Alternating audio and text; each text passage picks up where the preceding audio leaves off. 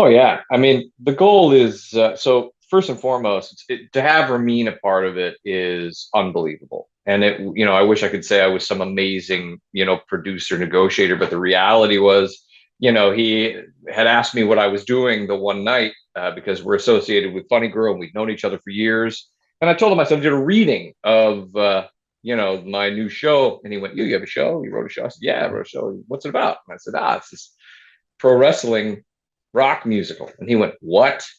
I was like, yeah, man. He's like, how can I be part of this show?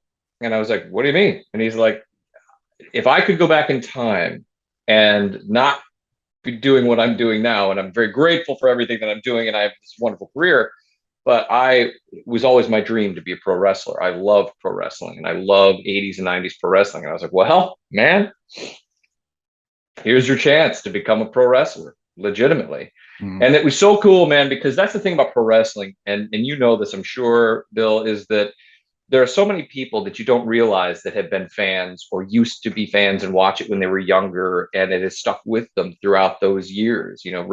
Wrestling has that really deep nostalgia factor because when you're a kid, you're seeing these larger than life characters, that are literal superheroes in the flesh, Mm. doing things that you couldn't even imagine, right?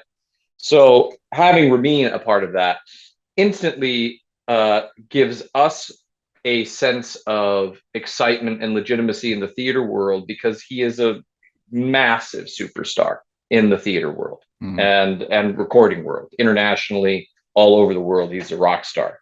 So to have him even lending his voice is just beyond humbling. But the goal with the show, like I was saying before, is to bring fans from the theater world who have never experienced wrestling to walk out feeling like experts and having a true respect for that world, Mm. right? And so, a perfect example that I like to use, a lot of people have heard of it, whether you've seen it or not. There's that famous old musical called Evita, right? Madonna did the movie, and there was a stage version of it that became the movie, right? Did anybody know who Eva Peron was before that show? No. No, no, I'm sorry, no way, right? And so, but they all walked out feeling like experts, right? Like, I know Mm. everything about Argentinian politics from the 1950s, and I know Ava's whole story, Mm. right? And that's my goal with the show.